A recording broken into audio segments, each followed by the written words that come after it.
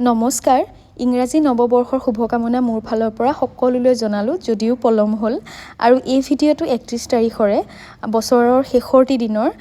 মই মোৰ কৰ্মস্থানতে ষ্টাফৰ লগত সকলোৱে মিলিজুলি ভাত এসাঁজ খাওঁ বুলি আমি আয়োজন কৰিলোঁ দিনতে যিহেতু ৰাতি সকলোৰে ঘৰে ঘৰে খোৱা হয় আৰু ৰাতি পৰিয়ালৰ লগত বা তেনেকৈ মিলিজুলি খাই ভাল লাগে নহয় জানো গতিকে দিনত যিহেতু আমাৰ সকলোৰে ডিউটি আছিলে সেইবাবে আমি ভাবিলোঁ যে ৰিজৰ্টতে আমি খানাটো খাওঁ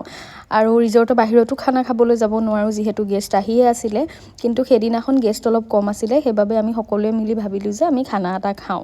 আৰু সকলোৱে ক'লে যে এবাৰ হাঁহৰ মাংস খাম আৰু সেইবাবে আমাৰ ষ্টাফৰ দুইজনমান গৈ পেলাই হাঁহৰ মাংস কিনি আনিলে তাৰপিছত আমি সকলোৱে মিলিজুলি এয়া খানা বনোৱাত ব্যস্ত হৈ গ'লোঁ আৰু ৰিজৰ্টৰ ভিতৰতে যিহেতু খাব লগা হৈছে সেইবাবে আমি অকণমান জেগা চাই কটেজৰ পিছফালে তেনেকৈ বনাই পেলাই আমি খালোঁ বিৰাটেই ভাল লাগিলে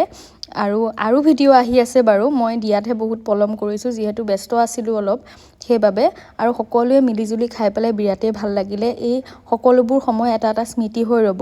আৰু আপোনালোকৰো এই ইংৰাজী নৱবৰ্ষ গোটেই বছৰটো ভালে কুশলে পাৰ হৈ যাওক তাৰে কামনা কৰিলোঁ আজিলৈ আহিছোঁ বাই